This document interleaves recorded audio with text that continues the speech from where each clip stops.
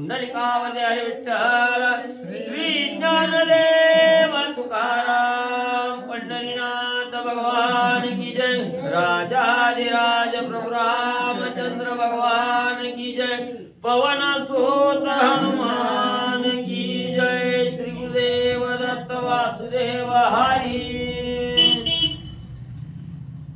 श्री गणेशाय नमः श्री प्रभु रामचंद्राय नमः श्री राम म्हणे मामती तुझा ज्येष्ठ बंधू अगस्ती तयाची या दर्शनार्थी तुम्हा प्रती मी आलो। श्री गणेशाला वंदन करून प्रभू रामचंद्राचं स्मरण आणि सद्गुरूशी शरण जाऊन कथेचं अनुसंधाने असणारे राम लक्ष्मण सीता वनामध्ये गमन करत असताना महामती नावाचे ऋषी आहेत त्या ठिकाणी, अगस्ती ऋषीचे लहान भाऊ आहेत त्या ठिकाणी आणि या महामतीच्या आश्रमाच्या ठिकाणी आलेले आहेत आणि महामती ऋषीला त्या ठिकाणी बोलू लागलेले आहेत, ऋषीवर्या तुमचा असणारा थोरला भाऊ म्हणजे त्या ठिकाणी अगस्ती ऋषी आहेत आणि त्यांचं दर्शन घ्यावं, त्यांची भेट घ्यावी ही आमची मनोकामना आहे त्या ठिकाणी, म्हणून म्हणले आणि तुमच्यापाशी मी एवढ्या करता त्या ठिकाणी आणि म्हणले आलेलो आहे। करावे या ज्येष्ठांचे दर्शन उदित माझे मन कोणे मार्गे करावे गमन कृपा करुणी सांगावे। बघ काय असतं असणारे महामती ऋषीवर या प्रभू रामचंद्र बोलू लागलेले थोरल्या मंडळीचा आशीर्वाद घेणं आणि थोरल्या असणाऱ्या मंडळीचा त्या ठिकाणी म्हणले वंदन करणं, नमस्कार त्यांना त्या ठिकाणी करणं, दर्शन घेणं हे श्रेष्ठ आहे त्या ठिकाणी, म्हणून म्हणजे माझ्या मनाला इच्छा झाली अगस्ती ऋषीवर्याची भेट त्या ठिकाणी घ्यायची, म्हणून माझं मन उदित त्या ठिकाणी झालेलं आहे, कवा एकदा असणारी भेट घेईन एवढी मनाला आतुरता त्या ठिकाणी लागलेली आहे, म्हणून म्हणजे त्यांचा आश्रम कुठल्या दिशेला आहे, कुठल्या मार्गाने त्या ठिकाणी जावं लागतं ही इतंभूत माहिती मला त्या ठिकाणी सांगा। प्रभू रामचंद्र महामती ऋषीला बोलू लागले, जरी अगस्तीचे दर्शन करावया वांची तुझे मन तरी आजची करावे गमन विलंब व्यवधान न करावे। मग त्या ठिकाणी असणारे महामती वर्य त्या ठिकाणी बोलू लागले, प्रभू रामचंद्र तुमच्या मनाला त्या ठिकाणी ओढ लागलेली आहे, ज्येष्ठ असणारे त्या ठिकाणी अगस्ती ऋषी आहेत आणि अगस्ती ऋषीचं दर्शन त्या ठिकाणी घ्यावं, म्हणून म्हणले आता इथं थोडा सुद्धा वेळ म्हणजे त्या ठिकाणी घालवू नका, उशीर त्या ठिकाणी करू नका, तर लवकरात लवकर म्हणजे तुमच्या मनाचं मनोरथ पूर्ण करण्यासाठी मी मार्ग त्या ठिकाणी सांगतो, तुम्ही इथं जास्त वेळ न घालता तत्परता म्हणजे त्या ठिकाणी करावी। जे मार्गी करिता गमन सर्वथान चुके आपण तैसे सांगे ना मार्ग चिन्ह सावधान अवधारा। मग मी जो असणाऱ्या अगस्ती ऋषीकडे जाण्याचा मार्ग आहे हा मार्ग कसा त्या ठिकाणी सांगेल, मी सांगितल्याप्रमाणे तुम्ही जर त्या मार्गाने त्या ठिकाणी गेला तर तुम्हाला कसलाच अडथळा त्या ठिकाणी येणार नाही, नव येसणारी वाट म्हणजे कवा त्या ठिकाणी तुमच्याकडून म्हणजे चुकणार नाही, एवढा सरळ मार्ग म्हणजे मी त्या ठिकाणी सांगतो, पण हे मार्ग चिन्ह त्या ठिकाणी अवधान देत असताना त्या ठिकाणी एकाग्र चित्त माझ्या असणाऱ्या कथेकडे त्या ठिकाणी ठेवा। प्रभू रामचंद्राला महामती ऋषी बोलू लागले, जे चालता निज पंथ सीता श्रीराम सुखी होत सौमित्राचे सुखावे चित्त तो पंथ संकेते अवधारा। मग मी जो मार्ग तुम्हाला त्या ठिकाणी सांगणार आहे त्या मार्गाने जात असताना त्या ठिकाणी प्रभू रामचंद्र तुमच्या बरोबर लक्ष्मण सीता आहे त्या ठिकाणी आणि या तुम्हा तिघाच्याही मनाला अतिशय आनंद त्या ठिकाणी वाटल, मनाला सुख समाधान त्या ठिकाणी वाटल, अशा प्रकारचा मार्ग मी त्या ठिकाणी सांगणार आहे, त्याच्या खानाखोना त्या ठिकाणी सांगणार आहे, त्या खानाखोना लक्षात त्या ठिकाणी ठेवा आणि मी सांगितलेल्या योग्य मार्गाने त्या ठिकाणी तुम्ही गमन करा। महामती ऋषी आणि प्रभू रामचंद्रांना सांगू लागले, अगस्त्याश्रमाती पावन शिवाजी देवी निर्मून भुवन करिताती अनुष्ठान नित्य श्रवण श्रीराम कथा। आणि माझे असणारे थोरले भाऊ अगस्ती ऋषी कशा आहेत त्या ठिकाणी अतिशय श्रेष्ठ आहे, ज्ञानवान आहे त्या ठिकाणी आणि त्यांना एकच ध्यास आहे त्या ठिकाणी भगवंताच्या दर्शनाची आस आणि कायम मनोमन त्या ठिकाणी आहे, म्हणून असणाऱ्या अगस्त्य ऋषींनी अनेक देवांची मंदिरं त्या ठिकाणी स्थापन केलेली आहे. असणाऱ्या शिवभवानीचं मंदिर त्या ठिकाणी स्थापन केलेलं आहे. आणि अशा असणारी त्या ठिकाणी म्हणजे देवाचा आवडता असणारे त्या ठिकाणी अगस्त्य ऋषी आहेत. आणि तिथं म्हणजे शिवभवानीचं मंदिर त्या ठिकाणी निर्माण केलेलं आहे. त्या मंदिरात अखंड अनुष्ठान म्हणजे असणारे अगस्त्य ऋषी त्या ठिकाणी करतात. आणि त्याच मंदिरामध्ये बसून नित्य असणाऱ्या प्रभू रामचंद्राची जी असणारी कथा रामायण आहे, हे रामायण नित्य पठण म्हणजे त्या ठिकाणी करत बसतात. देवांचे भूमी न लगती पाये, अगस्त्याश्रमी तेही पाहे, बैसोनिया देव समुदाय, श्रवण होत आहे श्रीराम कथा. मग निस्ती शिवभवानीची असणारी त्या ठिकाणी रामकथा ऐकायला आहे का? नाही. स्वर्गाच्या ठिकाणचे अनेक सर्व देव त्या ठिकाणी येतात, पण त्या देवांचे पाय हे जमिनीला त्या ठिकाणी लागत नाही. जमिनीला पायाचा स्पर्श न करता अधांतरी असणारे देव त्या ठिकाणी बसतात ह्या अगस्त्य ऋषीच्या आश्रमाच्या ठिकाणी. आणि ही संपूर्ण असणारी रामकथा त्या अगस्त्य ऋषीच्या आश्रमामध्ये बसून आणि त्या ठिकाणी ऐकली जाते. सर्व देव आतुर रामकथा ऐकण्यासाठी म्हणजे त्या ठिकाणी होतात. पावन श्री रामायणी कथा, श्री अगस्त्याती रसाळ वक्ता, देव बैसोनी तत्वता, श्रीराम कथा परिसती. मग असणारी ही प्रभू रामचंद्राची रामकथा आहे. या रामायणामध्ये सांगितलेली जी असणारी रामकथा आहे ही कशी आहे त्या ठिकाणी? प्रत्येक असणाऱ्या श्रोत्या वक्त्याला त्या ठिकाणी आणि पावन करणारी कथा आहे त्या ठिकाणी. कसल्याही प्रकारचं दुःख न देणारी, दुःखाचं निरसन करून सुख प्राप्त करून त्या साधकाला देणारी कथा आहे. आणि त्याच्यामध्ये ही असणारी कथा सांगण्यासाठी कोण आहे? अतिशय रसाळ मधुर वाणी असणारे अगस्त्य ऋषी त्या ठिकाणी आहेत. म्हणून म्हणजे त्या अगस्त्य ऋषीच्या मुखातून ही असणारी कथा ऐकण्यासाठी देव आतुर त्या ठिकाणी होतात.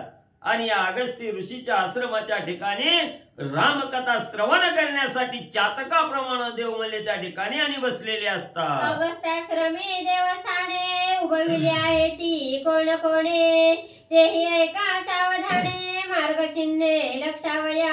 मग अगस्त्य ऋषीच्या आश्रमाच्या ठिकाणी ही रामकथा ऐकण्यासाठी कोण कोण त्या ठिकाणी येतं?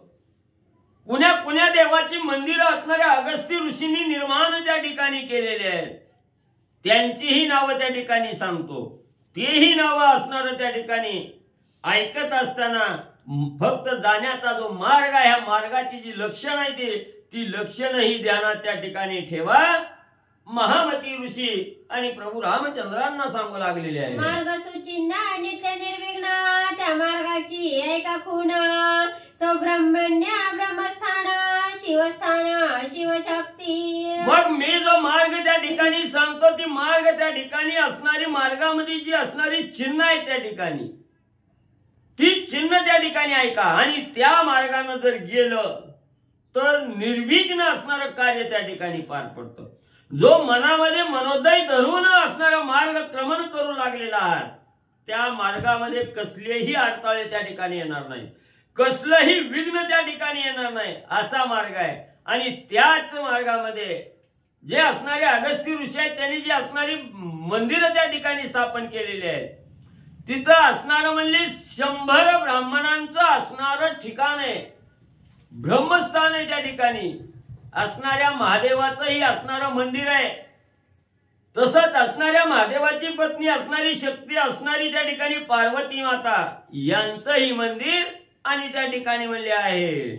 इंद्र चंद्र कुबेरस्थान, अग्निस्थान, भृगुस्थान, यमस्थान, धर्मस्थान, नित्य सावधान श्रवणार्थी. मग तिथंच म्हणजे जे असणारी ही रामकथा श्रवण करण्यासाठी, ऐकण्यासाठी जे देव त्या ठिकाणी आलेले आहेत आणि त्यांच्यासाठी जी मंदिरं बांधलेली आहेत ती इंद्र आहे, चंद्र आहे, कुबेर आहे, अग्निदेव आहे त्या ठिकाणी. आणि असणारं म्हणजे भृगु ऋषी सुद्धा त्या ठिकाणी येतात. तसंच म्हणजे असणाऱ्या यमाचं ठिकाणही त्या ठिकाणी म्हणजे आणि तयार त्या ठिकाणी केलेलं आहे. धर्म तिथं येतो आणि नित्य सगळे देव त्या ठिकाणी सावध म्हणजे असणारी रामकथा श्रवण करतात. धाता विधाता पावन रामायण सुख संपन्न वायू सांडणे चंचलपण अति तल्लीन श्रवणार्थी. मग सर्व देवा सहित असणारा ब्रह्मदेव सुद्धा त्या ठिकाणी येत आहेत आणि हे सुखाचं संपन्न सुख अतिशय सुख देणारं रामायण आहे त्या ठिकाणी. हे रामायण ऐकत असताना जो वायू आहे वारा आहे चंचल आहे अतिशय चंचल आहे. एका ठिकाणी वारा कवाही त्या ठिकाणी बसत नाही. पण ती रामकथा त्या ठिकाणी श्रवण करण्यासाठी आपला चंचलपणा त्या ठिकाणी नाहीसा करतो आणि रामकथेच्या पुढे असणारं स्थिर त्या ठिकाणी राहतो. असा असणारे वायू देवही त्या ठिकाणी म्हणले येतात. स्वामी कार्तिक शिवसुत तोही तेथे नित्य वसत ऋषीचा परमार्थ पुसत ऋषी सांगत स्वानंदे. मग असणारे महादेवाचे असणारा मुलगा त्या ठिकाणी कार्तिक स्वामी तेही म्हणले अतिशय प्रेम भरे आवडीनं म्हणले त्या ठिकाणी ही असणारी कथा ऐकण्यासाठी त्या ठिकाणी येतात.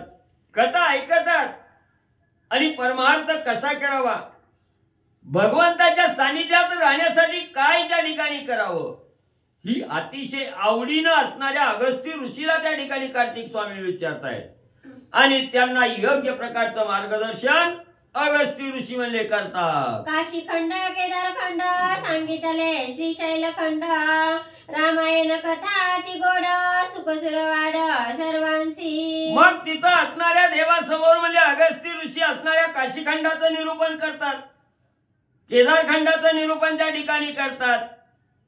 श्रीशैल नावाचा खंड आहे त्यांचंही असणारे कथा निरूपण त्या ठिकाणी अगस्त्य ऋषी म्हणजे देवांना त्या ठिकाणी करतात. पण अतिशय पावन असणारी कथा ही प्रभू रामचंद्राचं श्री भावार्थ रामायण आहे आणि या कथेवर सर्व आदर त्या ठिकाणी करतात. सर्व तन मन एकाग्र असणाऱ्या कथेवर चित्त त्या ठिकाणी करतात. म्हणून सर्व देवाला अतिशय आनंद आणि रामकथा कोण म्हणले त्या ठिकाणी होतो. अनागत भाष्य रामायण ते कथेचे करावे श्रवण आश्रमी वसती देव ब्राह्मण रम्य रामायण परिसावया. मग हे वाल्मिकी ऋषींनी केलेलं अनागत भाष्य आहे. हे रामायण म्हणजे असणारे प्रभू रामचंद्र जन्माला यायच्या अगोदर असणाऱ्या वाल्मिकी ऋषींनी रचलेलं काव्य आहे हे. या ठिकाणी भविष्य काळामध्ये राम कसा वागणार आहे याचं चरित्र अगोदरच असणाऱ्या वाल्मिकी ऋषींनी त्या ठिकाणी लिहिलं आणि त्या रामायणाप्रमाणे त्या चरित्राप्रमाणे प्रभू रामचंद्राला त्या ठिकाणी वागावं लागतंय. म्हणून हे असणारा एवढं गोड असणारी कथा आहे भक्ताला पावन करणारी कथा आहे त्या ठिकाणी. म्हणून म्हणजे ही असणारी कथा पावन करणारी कथा असल्यामुळं सर्व देव ब्राह्मण मंडळी ऋषी जपी तपी आणि सगळे म्हणजे रामायण कथा ऐकायला अगस्त्य ऋषीच्या आश्रमाच्या ठिकाणी म्हणले आतुरतेनं येतात. अगस्त्याश्रमा महिमाना देवदानवा द्विज पावन श्रीरामा शीघ्र करी गमन मार्ग सुचिन्ह लक्षणी.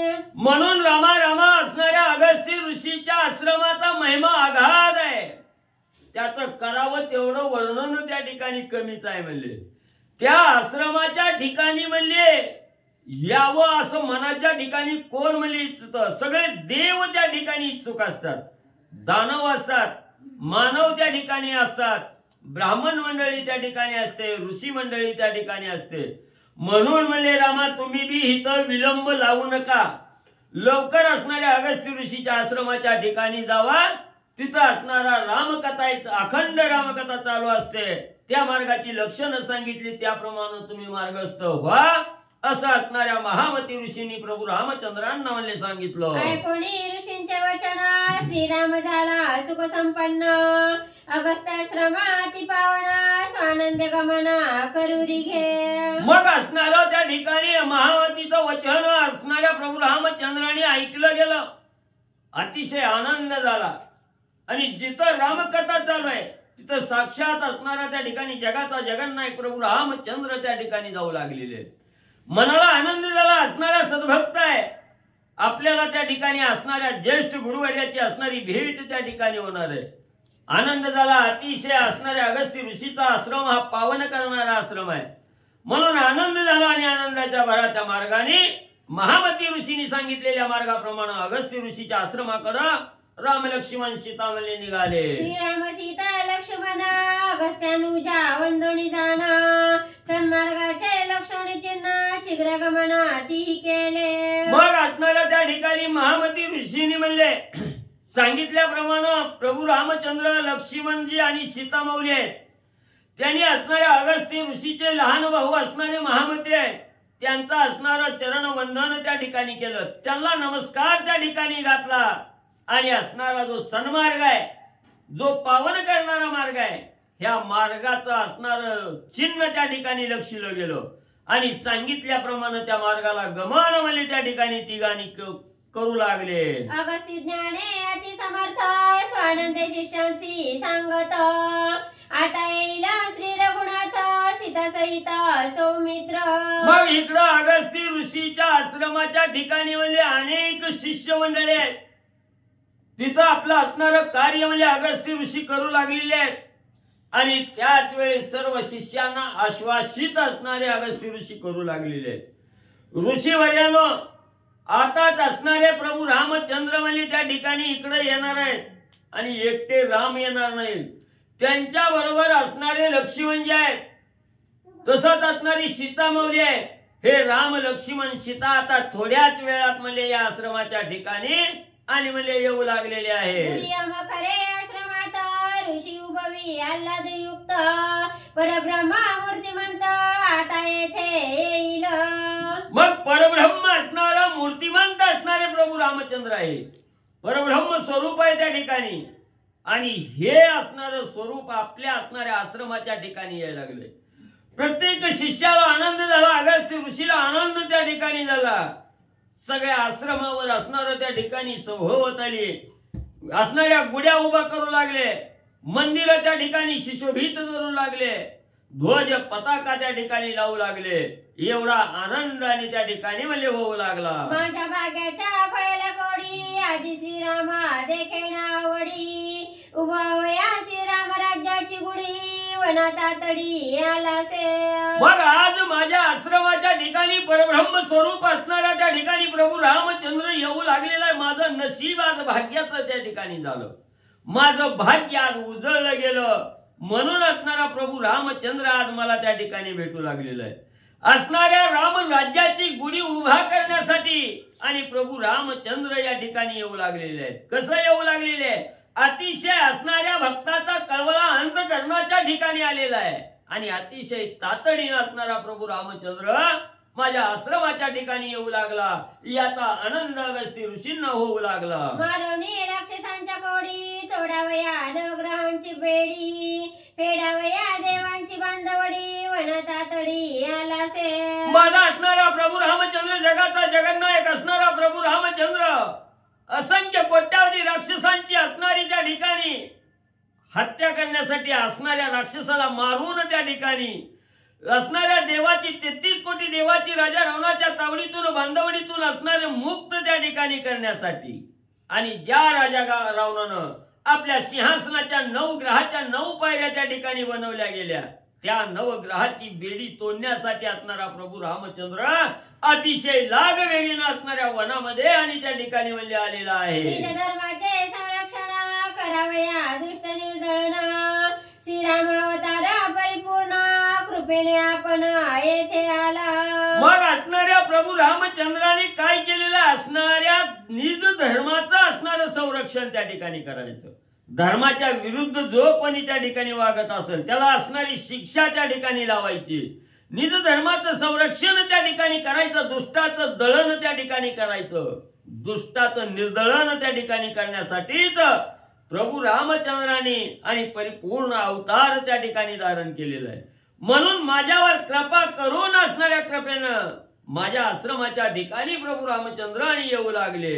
आजी मी सौभाग्य त्रिजगती, जो वेदशास्त्र नवे व्यक्ती, तो राम केवळ कृपामूर्ती, सीतापती कृपाळू.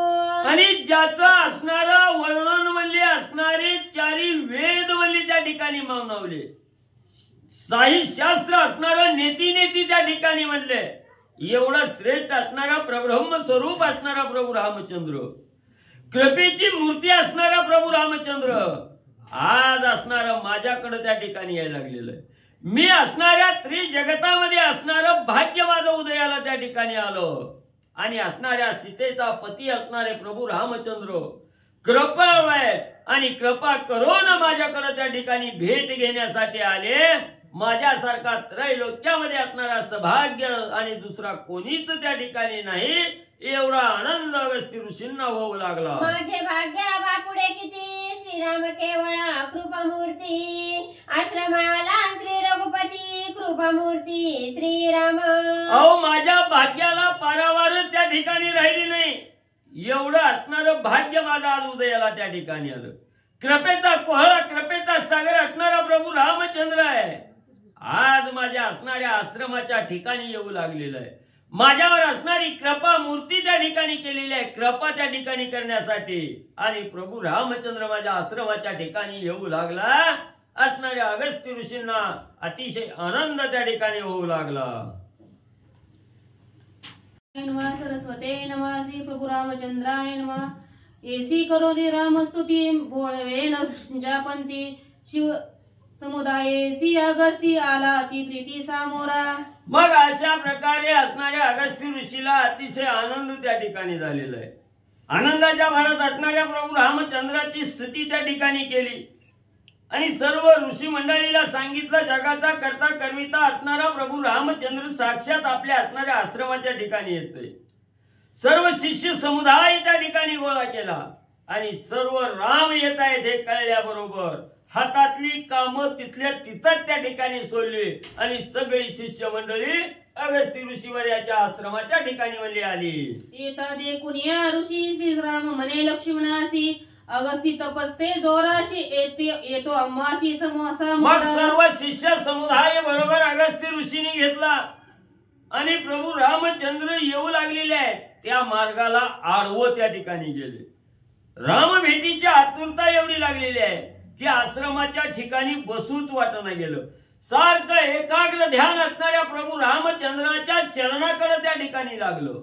म्हणून असणार राम ज्या दिशेने येत आहेत त्या दिशेला असणारा सर्व शिष्य समुदाय घेऊन असणारे ऋषी त्या ठिकाणी गेले.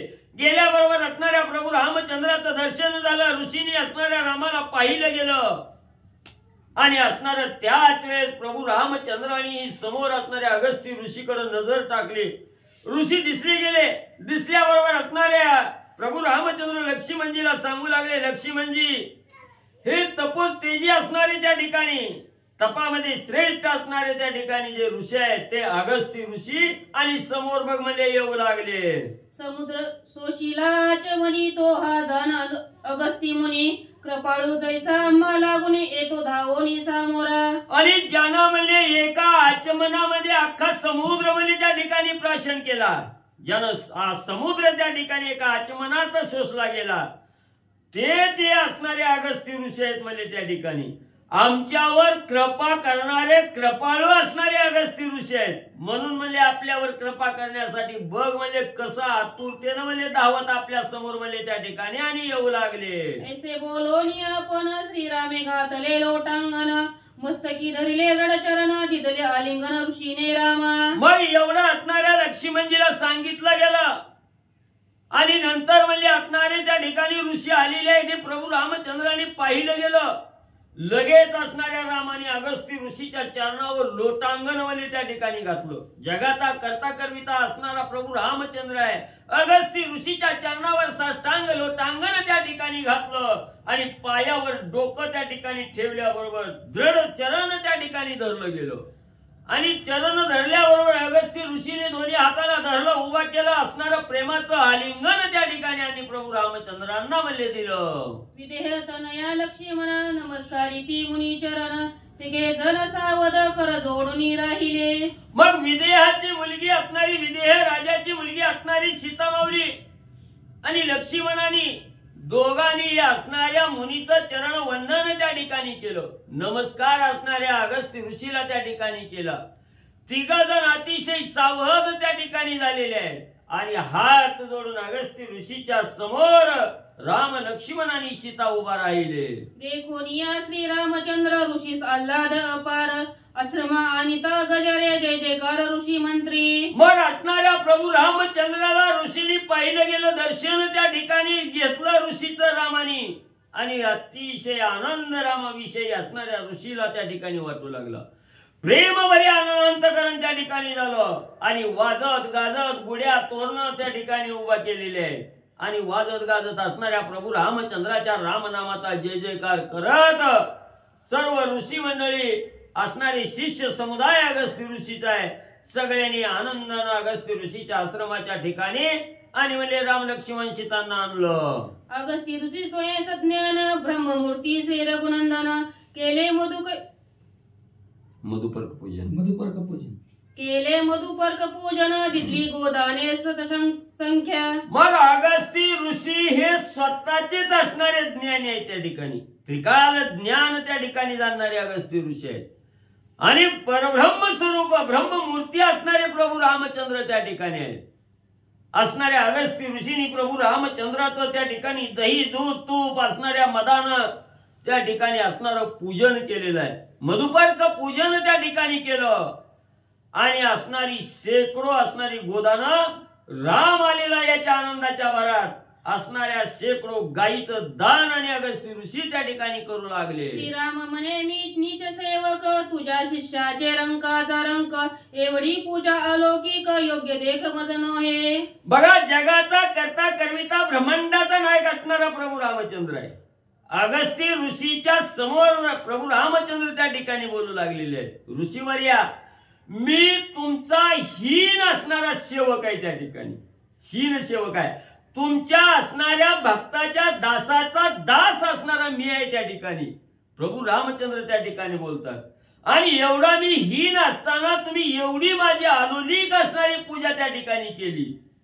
ही पूजा असणारी मला त्या ठिकाणी योग्य वाटत नाही. एवढी अलौकिक पूजा केली ही मला त्या ठिकाणी एवढं बरं वाटत नाही. म्हणले मी तुमचा असणारा दास आहे.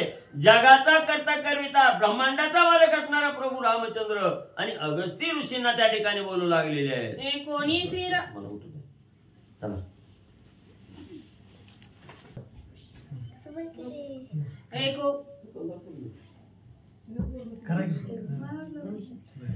कोणी श्रीरामाचे वचन अगस्ती बोलले उल्हासोन श्री राघवा तुझे निज महिमान अगम्य जान वेदशास्त्र. ग्रंथ करते श्री संत एकनाथ महाराज या ठिकाणी सांगतायत. भगवान श्रीरामचंद्राचं बोलणं ऐकलं. काय बोलणं होतं? तुमच्या या दासाचा दास करून ठेवा, आशीर्वाद देवा हाची मज. असं भगवान श्रीरामचंद्र बोलल्यानंतर ना अगस्त्य ऋषींना आल्हाद वाटला, आनंद वाटला आणि सांगितलं तुझ्या नामाचा महिमा तुझं न कळे मेघश्यामा. भगवान परमात्मा तुमचं स्वरूप वेदशास्त्राला कळत नाही एवढं तुमचा अथांग महिमा आहे. सांगतो ऐका. वेदशास्त्राच्या निज युक्ती त्या परतल्या नेती श्रीराम केवळ ब्रह्ममूर्ती निज जगती निज पूज्य. आणि तुमचं असणारा जी महिमा आहे वेदशास्त्राच्या युक्ती सुद्धा थांबल्या. वेदशास्त्रांचं डोकं सुद्धा तुमच्या स्वरूपाचं वर्णन करायला जमलं नाही. श्रुती आहेत, वेद पुराण आहेत, त्या सगळे दमले. तुम्ही ब्रह्माची मूर्ती आहे, पूर्ण परिपूर्ण ब्रह्म आहेत आणि पूर्ण त्रिजगताला तुम्ही पूजनीय आहेत, वंदनीय आहेत. तुमच्या पूजाच्या पलीकडं किंवा तुम्हाला सोडून दुसरं पूजा करणं एवढं श्रेष्ठ जगामध्ये प्रमाण नव्हे राम. तुमचं प्रमाण दुसऱ्याला देता येत नाही. प्रमाणाची उपमा देणे योग्यतेचे सुद्धा तुम्ही नाहीत. एवढं प्रमाणाच्या पलीकडचे तुम्ही आहेत, त्रिजगताला वंदनीय आहेत. महाराज बोलतात जे का परब्रह्म अक्षर ते तू श्रीराम साचार भक्त कृपाळू होसी साकार भाग्य थोर अजी माझे. आणि परब्रह्माचं जे अक्षर आहे, अक्षर म्हणजे ज्याचा कधीच नाश होत नाही, अविनाश असतं, जे कधीच संपत नाही. अक्षर कधी संपत का? कधीच संपत नाही. अक्षरी अविनाशी आहे. तशा पद्धतीने तुझं नाव, तुझं स्वरूप, तुमचा अवतार अविनाशी आहे आणि भक्तासाठी तुम्ही कृपाळू होतात. भक्तानं हाक मारली की लगेचच, मग कुठेही कशी हाक मारू द्या, पाव कृपावंत श्रीरामा अशा पद्धतीने बोलवलं की लगेचच तुम्ही पावणारे असे असणारे तुम्ही. महाराज भगवान परमात्मा माझ्या भाग्यानं समर्थ आहे म्हणून तुम्ही आलात. वरखड राजे ते भूपती श्रीराम राजा त्रिजगती तुझे निया भूते वाती क्षिती शशी सूर्यगती तुझे निया. आणि बाकीचे जे राजा आहेत ते त्या देशामधले मर्यादित राजा आहेत. प्रत्येक राजा असेल तर तो आपापल्या एरिया मधला राजा आहे. पण तुमचा जर विचार केला तर तू संपूर्ण ब्रह्मांडाचा नायक आहे. त्रैलोक्य राजा श्री रघुनाथ, त्याचा पाहू नको अंत. भगवान परमात्मा त्रैलोक्याचे राजा आहे.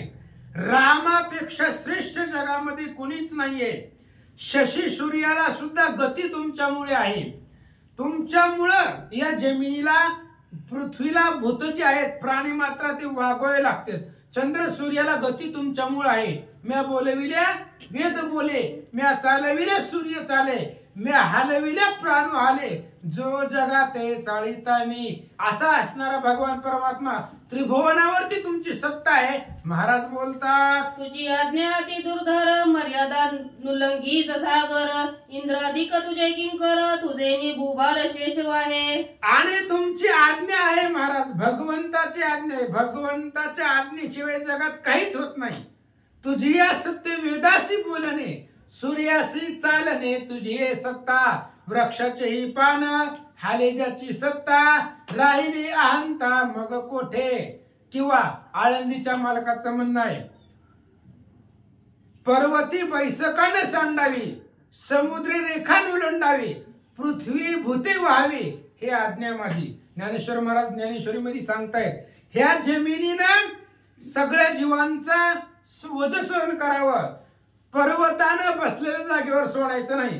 पर्वताने विचार केला मंदिरात जाऊन येऊ, रामाच्या संकल्पपूर्ती राम मंदिराकडे फेरफटका मारून येऊ. पर्वताने ठरवलं, इथं आला पर्वत, आपण राहील का? म्हणून पर्वती बैसकानं सांडावी, पर्वतानं जागा सोडायची नाही. आणि ते असणाऱ्या समुद्रानं सुद्धा पाण्याच्या बाहेर यायचं नाही. किती उसळायची ती किनाऱ्याच्या आतमध्ये, बाहेर यायचं नाही. ही भगवंताची ऑर्डर आहे, आज्ञा आहे, आणि ती सगळ्याला प्रतिपालन करावी लागते. महाराज बोलतात, काळ आज्ञा बंदिशीशी प्रयोळी करी मर्यादेसी, भूते भूतात्मा तू होसी, पूज्य सर्वांशी श्रीरामा. काळ सुद्धा आज्ञा वंदन करतो महाराज. काळ काळा ते आकळीत, काळा ना कळे रघुनाथ, तो बैसला गिरी गुहेत, सिद्ध शुद्धार्थ नटनाट्य. काळ काळाला आकळणारा तो रामचंद्र आहे, पण काळाला सुद्धा न आकळणारा असा असणारा तो रामचंद्र आहे. काळ सुद्धा तुमची आज्ञा वंदन करतो.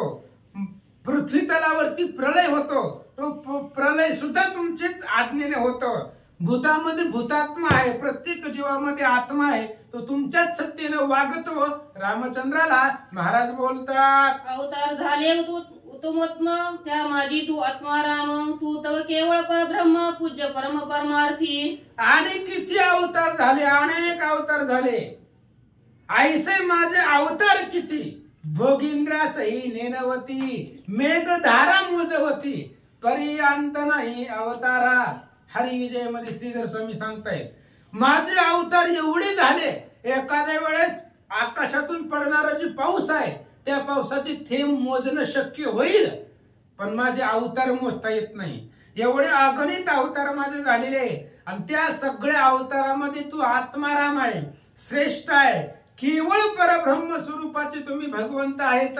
महाराज बोलतात, ऐसी निज स्थिती तुझ पाशी, ते तो तू धर्मव्रत चालविसी, पितृज्ञा प्रतिपाळीसी, निर्दळासी दुष्टांते. आणि अशा पद्धतीने तुमची स्थिती आहे, तरी सुद्धा तुम्ही धर्मव्रत चालवता.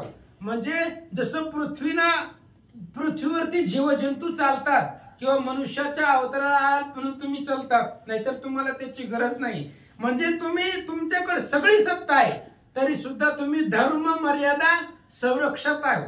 धर्म मर्यादाचं संरक्षण करताय. काय धर्म मर्यादा आहे?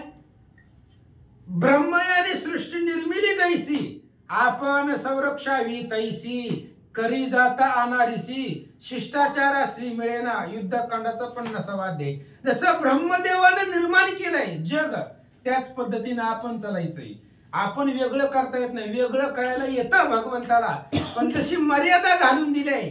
त्या मर्यादामध्ये तुम्ही वागतात, सगळे नियम पार पाडतात. अगस्ती महाराज बोलतात, माता पिता गुरु देवता, त्याहुनी पूज्य तू श्री रघुनाथा, ब्रह्मादी देवाही वरता, परम पूज्य श्रीरामा. आणि आई वडिलांपेक्षा श्रेष्ठ भगवान परमात्मा आहे. कारण आपल्याला जन्म देणारी जरी आई वडील असले, तरी सुद्धा त्यांच्या पोटाला जन्म देणं ही भगवंताच्या हातामध्ये आहे महाराज. त्याच्याच हातामध्ये याला उद्या पुढचा जन्म माणसाला द्यायचा का नाही, रामायणाला येईल का नाही, रोजच्या रोज पोथी वाचेल का नाही, भगवंताच्या हातात आहे महाराज. आणि उद्धार करण्याचं साधन म्हणजेच मनुष्य जन्म आहे. त्याच्यामुळं तूच माता, तुम्ही माता चे पिता तुम्ही, सगळं सर्वस्व तुम्हीच आहेत. आणि आमच्या असणाऱ्या भाग्यानं तुम्ही या आश्रमाला आले. तर अगस्ती महाराज बोलतात, चारी देव तुझ वर्णिती, शास्त्रे चरणा शरण येती, शिवविधीची पाया लागती, पूज्य परमार्थी श्रीरामा. आणि 4 वेद आहेत, 6 शास्त्र आहेत, 4 वेदी जाणं, 6 शास्त्री कारण, 18 पुराण, हरिसी गाती. अशा पद्धतीने तुम्ही आहेत. सर्वांना तुम्ही पूजनीय आहेत. सगळे शास्त्र तुमच्या पायावरती लोटांगण घालतायत. महादेव ब्रह्मदेव सुद्धा त्या ठिकाणी तुम्हाला नमस्कार करतात. एवढे वंदनीय श्रेष्ठत्व तुमच्याकडे आहे. अगस्ती महाराज सांगतात, तुझ द्यावा जो जो मान, तो तो तुझ लागी होय न्यून, तुझे अगाध महिमान मान तुझ नाही. आणि अगस्ती महाराजांनी सांगितलं, भगवंता तुम्हाला जेवढा मान देईल तेवढा कमी आहे. जेवढा तुमचा सत्कार करल, जेवढा तुमचा आदर करल, जेवढा मान सन्मान करल, सगळा कमी आहे. काय करावं? मान सन्मानाच्या पलीकडचे तुम्ही आहे. अशा पद्धतीने तुमचं आगाध महिमान आहे. तुमच्या महिमानाचं वर्णनच करायला येत नाही. महाराज बोलतात, श्रीरामा तुझे निज महिमान, वनिता वेदा पडिले मौन, तो तू आलासी कृपा करून, आजी मी धन्य स्वाश्रमी. आणि तुमच्या असणाऱ्या तुमचं जे महिमान आहे, तुमच्या स्वरूपाचं वर्णन आहे, ती वेदाला सुद्धा कळत नाही. महाराज वेद अनंत बोलिला, अर्थ तुकाची साधिला. वेदाने सांगितलं राम असा आहे तसा आहे, पण तुकाराम महाराजांनी सांगितलं वेदाचा अर्थ आम्हालाच माहित आहे. वेदाचा अर्थ आम्हासीच ठावा, इतरांनी व्हावा भार माथा. फक्त वेदाचा अर्थ आम्हाला माहित आहे. काय अर्थ आहे वेदाचा? फक्त श्रीराम जय राम जय जय राम, एवढाच वेदाचा अर्थ आहे. महाराज पुढे तुकाराम महाराज सांगतायत, विठोबाशी शरण जावे, निज निष्ठे नाम गावे. हा वेदाचा अर्थ आहे. त्यामुळे वेदानं थकले वेद, तरी सुद्धा तुमच्या स्वरूपाचा अंत लागला नाही. पण माझं भाग्य श्रेष्ठ आहे, तुम्ही आज आमच्या आश्रमाला आला. महाराज बोलतात, काही एक तुझी पूजा मी करून रघुनाथा, ते अंगीकारी अधोक्षता राक्षस समाज वरदाती. आणि त्यावेळेस भगवान श्रीरामचंद्रांना अगस्ती महाराज सांगतायत, वदार्थ राक्षस समाज वदार्थी. असं आहे तेवढं. अगस्ती महाराज बोलतात, तुकडे करायचे त्याचे. अगस्ती तिथं रेष असते, कुठं तुकडा करायचा ती बारीक. वर बघा त्या ज्या अक्षर दिला ती वद आरती लिहिले का, त्याच्या वर बघा कुठं तुम्हाला थांबायचं. तिथं रेष, ती वरची रेष वडलेली असते का, वरची रेष वडलेली का, त्याच्यावर आपण लिहितो अक्षरांवर रेष मारतो, त्याच्यात ते रेष काटलेले आहे बघा, वद आहे का. मग जिथं रेष काटली तिथं ती शब्द थांबवायचा.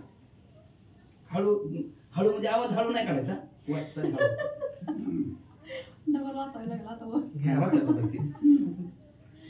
काही एक तुझी पूजा मी करीन श्री रघुराजा, ते अंगीकारी अधो दक्षा अक्षर ज्या बघा ते काटले का ना वर, त्याचं बघा कुठं तिथं थांबायचं तुम्हाला, तिथं काटलंय. काय नाव आहे? अधो अक्षरच्या आहे का, अधो वरची आपण वळतो पण अक्षर लिहिल्यावर तिथं वर सांगत थोडी बघा, अधो अक्षरच्या करायचं करा. तसं लक्षात ठेवा. काय करा, ह्यांना म्हणलं व्यासपीठ देऊ का, म्हणजे ग्रंथ डोळ्यासमोर येईल. नाही त्यांना चष्मा तेवढी कशात लावली की बॅटरी मोठी दिसते. अजून कशात त्याला खून करून सांगितलं लक्ष ठेवा. हा घालायचं ते म्हणले आज एकदा वाचू का, म्हणलं वाच आपल्याला रात्र घालवायची. 10 वाजवायच्यात म्हणा, रात्र घालायची उद्या यायची नाही ती माणसं ऐकायला. 10 वाजता तर म्हणा. काही एक तुझी पूजा मी करीन रघुनाथा रघुराजा, ते अंगीकारी अधोक्षजा. बरं चला, अधोक्षजा घाबरू नका. हा राक्षस वदार्थी. हा सांगा. अगस्ती ऋषींनी सांगितलं, भगवंता बघा तुमची असणारी पूजा करतो. तुमची पूजा करतो म्हणजे काय, राक्षसाच्या वध करण्यासाठी काही शस्त्रास्त्र तुम्हाला देतो, जे युद्धामध्ये उपयोगी पडतील. ज्याच्यामुळे राक्षसांचा वध होईल अशी शस्त्रास्त्र देऊन तुमची मान सन्मानानं त्या पद्धतीने पूजा करील.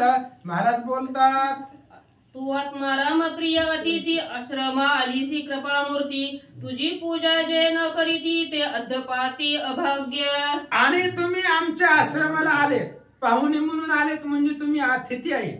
बाहेर ना आला भगवान परमात्मा जगाचा ब्रह्मांडाचा जरी नायक असेल तरी आज तुम्ही अतिथी म्हणून आला आणि तुमची पूजा करणं हे आमचं आद्य कर्तव्य आहे.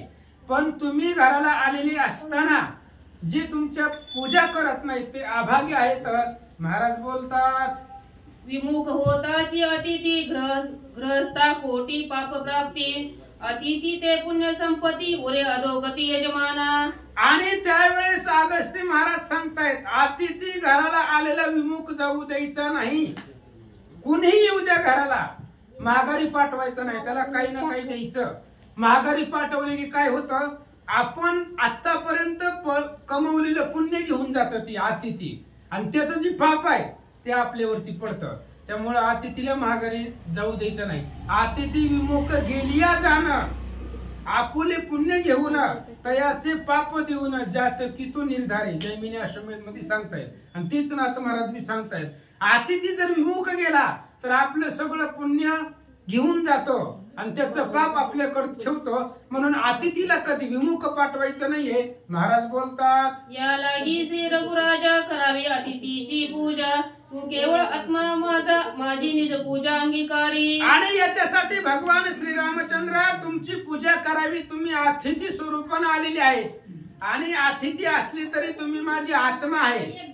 माझा आत्मा असणारा तो रामचंद्र आहे, म्हणून माझ्या पूजेचा तुम्ही अंगीकार करा असं सांगतात. अमृतोपम फळमुळे पुष्पे आणोनी सुपरिमळे मधुपर्क विधान बळे श्रीराम सुख मिळे पूजिला. भगवान श्रीरामचंद्राची पूजा केली, अमृताची सुद्धा उपमा कमी पडेल अशी असणारी फळं आणली आणि सुंदर अशा प्रकारचं त्या ठिकाणी पाणी आणलं, फुलं आणली, सुवासित फुलं आणली आणि मधुपर्क विधानानं भगवंताची पूजा महाराज करू लागले. जय जयकाराच्या गजरी वेदोक्त महामंत्री श्रीराम पूजला ऋषीश्वरी चराचरी परमात्मा. आणि जय जयकाराच्या गजरामध्ये उल्हासानं आनंदानं वाद्य गजरामध्ये अगस्ती महाराजांनी वेदाच्या मंत्राचं वर्णन करून वेद मंत्राच्या उक्तीनं त्या अगस्ती महाराजांनी श्रीरामचंद्राची पूजा केली.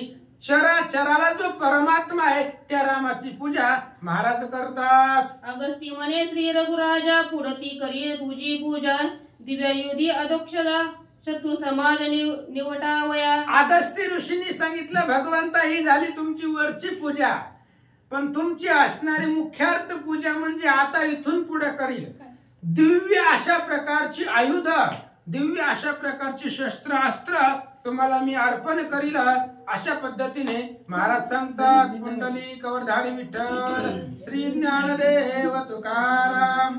या तुम्ही येते नाही वाचून श्री गणेशाय नमः, श्री सरस्वते नमः, श्री प्रभु रामचंद्राय नमः. दिव्य चापा अक्षयी भाते आणि वार शरपूर्णते, तेथे सुवर्ण सन हा खडगाते रणी शत्रुते निवटावया. अगस्ती महाराजांनी सांगितलं, दिव्य अशा प्रकारचे चाप बाण अक्षयी भाते, ज्या भात्यामधले बाण कधीच संपत नाही असं अक्षयी असणारे भाते, दिव्य अशा प्रकारचे बाण, अनिवार असणारी धनुष्य बाण ते असणाऱ्या भात्यामध्ये असतील. सुवर्णासारखं खडग आहे आणि ते असणारं सुवर्णापेक्षा तेजस्वी खडग अशा पद्धतीचे आयुध तुम्हाला देतो, ऐका. शास्त्रास्त्री अभेद पूर्ण सूर्य तेजे विराजमान, ते घेई गांगत्राण दैदिप्यमान तेजस्वी. आणि अभेद्य अशा प्रकारचं त्या ठिकाणी कवच, ज्याचा भेद होणार नाही अशा प्रकारचं असणारं त्या ठिकाणी कवच आहे. सूर्याचं सुद्धा तेज फिकं पडेल अशा प्रकारचं असणारी विराजमान दैदिप्यमान अंगत्राण, अंगाला तुमच्या शरीराला संरक्षण व्हावं अशा प्रकारचं दैदिप्यमान तेजस्वी अंगत्राण देतो. ऐका.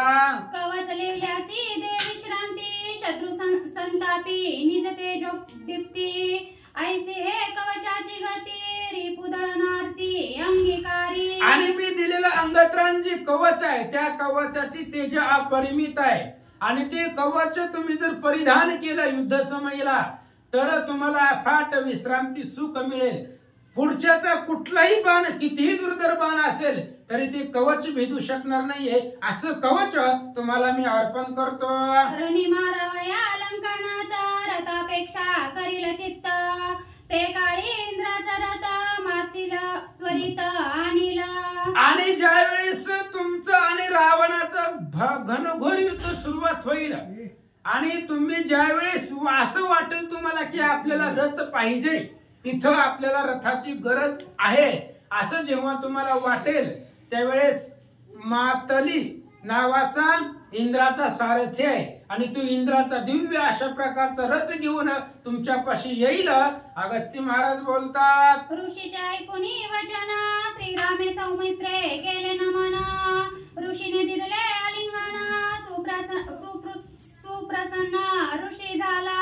आणि श्रीरामचंद्राला असं सांगितल्याबरोबर अगस्ती ऋषींचं बोलणं ऐकलं. रामचंद्राने लोटांगण घातलं, नमस्कार केला. भगवान श्रीरामचंद्राने नमस्कार केल्यावर लक्ष्मणानेही चरणवंदना केली, सीतामातेनेही महाराजांना नमस्कार केला.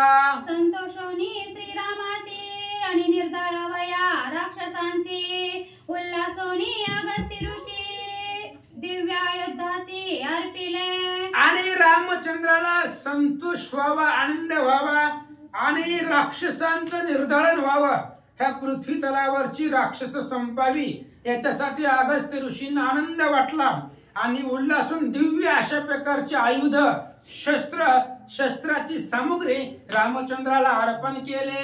देवोनी या दिव्य युद्धे ऋषी म्हणे अति अल्लादे, रणी राक्षसांचे कबंदे, शस्त्र संबंधे नाचविसी. दिव्य अशा प्रकारची आयुध अगस्ती महाराजांनी आल्हादानं आनंदानं भगवान श्रीरामचंद्राला अर्पण केली आणि सांगितलं राक्षसांची जी कबंध आहेत, शरीर आहे, धड, ती धड असणाऱ्या रणांगणामध्ये नाचवतील एवढी ताकद या अस्त्रामध्ये आहे. महाराज सांगतात. ऐकोनी ऋषीच्या वरदासी, श्रीराम संतोषाला मानसी, तव लोपामुद्रेने सीतेसी अति उल्हासी पूजिले. आणि अगस्ती ऋषीचं बोलणं ऐकलं. एवढे दिव्य अशा प्रकारचे शस्त्रास्त्र, अक्षयी भात, अक्षयी बाण, दिव्य चाप अर्पण केल्यानंतर भगवान श्रीरामचंद्राला आनंद वाटला. सीता माता आल्यानंतर अगस्ती महाराजांची पत्नी लोपमुद्रा त्या समोर आले. सीतेला हाताला धरलं, आपल्या पर्णकुटीमध्ये नेलं आणि सीतेची पूजा लोपमुद्रा करू लागल्या.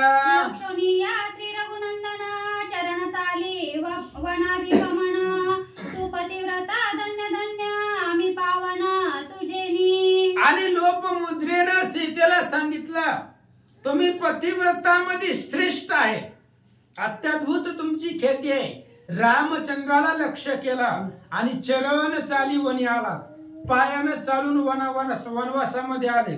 रामचंद्राची सेवा करणं हे भाग्य आहे आणि त्या भाग्य पावण्यासाठी तुम्ही वनवासामध्ये आले. मग रामाची सेवा करण्यासाठी वनवास करावा लागला तरी चालतंय, पण देवाची सेवा करायला भेटते याच्यासाठी तुम्ही आलात असं लोपामुद्रा बोलतात. तव श्रीराम म्हणे अगस्तीसी, दंडकारण्य यावनासी, कामनताती महाऋषी, ते मजपासी सांगावे. आणि एवढ्या वेळामध्ये भगवान श्रीरामचंद्रांनी विचारलं, म्हणले महाराज आम्ही आल्यापासून ऐकतोय दंडकारण्य दंडकारण्य म्हणतात ह्याला, पण कशामुळे म्हणतात, हे दंडकारण्य नाव का पडलं, ह्या दंडकारण्याची पूर्वकथा काय आहे आम्हाला सांगा. मग अगस्ती म्हणे श्रीरामासी, दंडक राजा या प्रदेशी, अति गर्विष्ठ हिरणीशी, राजम देशी उन्मत. आणि अगस्ती ऋषींनी सांगायला सुरुवात केली, भगवंता खरं तर तुम्हाला सगळंच माहित आहे, राम निज ज्ञानी अति समर्थ, तुम्ही ज्ञानानं समर्थ आहे आणि श्रीराम सर्वार्थी सर्वज्ञ, सर्व अर्थामध्ये तुम्ही सर्वज्ञ आहेत. तरी सुद्धा विचारलं म्हणून सांगतो ऐका, याच प्रदेशामध्ये याच दंडकारण्यामध्ये दंडक नावाचा राजा पूर्वी होऊन गेला आणि राज्याच्या मदानं तो अत्यंत गर्विष्ठ होता. काय झालं ऐका. पारधी करता दंडकासे भृंगुवंशीचा चवन्न ऋषी अपमानीला अतिशयसी तेने त्याशी शापिले. आणि तो असणारा दंडक नावाचा राजा एकदा शिकार करण्यासाठी गेलेला होता. पारधी करण्यासाठी आलेला असताना भृगु वंशामध्ये च्यवन ऋषी अत्यंत सामर्थ्यवान आणि त्या च्यवन ऋषीचा अपमान या राजाकडून झाल्यामुळे महाराजांना राग आला. माझा अपमान, एवढं तपस्वी ज्ञानी समर्थन, माझा अपमान ही कशाच्या बळावर करतय? राज्याच्या मदावरती. राज्याचा मद याला गर्व चाललाय, त्याच्यामुळं माझ्यासारख्या महाराजाचा अपमान करतोय. म्हणून च्यवन ऋषीला राग आला आणि दंडक राजाला शाप दिला. शाप दिला कोपेसी भस्म होया स्वराज्यासे. ऐसे बोलताची ऋषी स्वदेशीसी भस्म झाला. आणि लगेचच शाप दिला, महाराज तुझं जेवढं राज्य आहे त्या राज्य सहित जळून जाशील. कारण महाराज लोकांचा अपमान करणं एवढं सोपं आहे का? अहो, आशीर्वाद देण्यासाठी त्या ठिकाणी आपल्यापाशी पुण्य पाहिजे. पुण्याशिवाय आशीर्वाद सुद्धा देता येत नाही. आपला आशीर्वाद खरा होतोय काय? होत नाही. आशीर्वादाला पुण्य लागतंय आणि शाप द्यायला सामर्थ्य लागतं. तपाचं सामर्थ्य असल्याशिवाय शाप देता येत नाही. च्यवन ऋषींनी शाप दिला, संपूर्ण स्वराज्य सहित भस्म होशील. विंध्याद्री दक्षिण भागेसी जव पाविजे सेतु बंधासी तव दंडकारण्य नामयासी ऋषी सापेशी भस्म झाले. आणि संपूर्ण दंडकारण्य, दक्षिण दिशा म्हणजे संपूर्ण दंडकारण्यामध्ये मोडते आणि सेतुबंधापर्यंत जी जागा आहे, प्रदेश आहे, त्याला दंडकारण्य म्हणतात. तिथपर्यंत राज्य त्या दंडकाचं होतं आणि तेवढं सगळं ऋषीच्या शापानं भस्म झालं. राजा भस्म झाला ससैन्य भस्म झाले मनुष्यगण भस्म झाले वृक्ष तृण पशु पक्षी पूर्ण भस्म झाले. राजा सैन्य सहित भस्म झाला, मनुष्यगण भस्म झालं, वृक्ष तृण पाषाण पशु पक्षी या प्रदेशामधले जेवढे होते तेवढे सगळे ऋषीच्या शापानं जळून गेले. भस्म झाली सरिता तडाग भस्म झाले मृग पन्नग भस्म झाले तद्देशी जग दुर्धर राग ऋषीचा. भयंकर राग ऋषीचा होता महाराज. नदी नाले तलाव हे सुद्धा भस्म म्हणजे जळून गेले. मृग पशु पक्षी पन्नग त्या असणाऱ्या दंडकारण्यामधले जेवढं जग होत, सृष्टी होती, ती सगळी ऋषीच्या शापानं भस्म झाले. दंडकाचे निशापे जाण असंख्य अब्दे ओसवन या लागी म्हणती दंडकारण्य नामाविधान राजशापे. दंडकाला शाप दिला आणि त्याच्यामुळं ते असणाऱ्या शापानं सगळं त्या ठिकाणी भस्म झालं. सगळी वन ओस झाली आणि पूर्वी दंडक नावाचा राजा इथं होता म्हणून या वनाला आजही दंडकारण्य म्हणतात. भार्गवाच्या शाप भयेसी पर्जन्य वर्षाना न तया देशी प्रकाशेना सूर्याशशी अयनिशी अंधकार. भृगु वंशातले च्यवन ऋषी त्यांनी शाप दिल्यामुळं त्यांच्या शापाचं एवढं बळ होतं. या प्रदेशामध्ये पाऊस सुद्धा पडत नव्हता. पाऊस पडायचं जाऊ द्या, सूर्याचं तेज सुद्धा या प्रदेशामध्ये येत नव्हता. एवढं दुर्धर राग त्या ऋषींचा होता.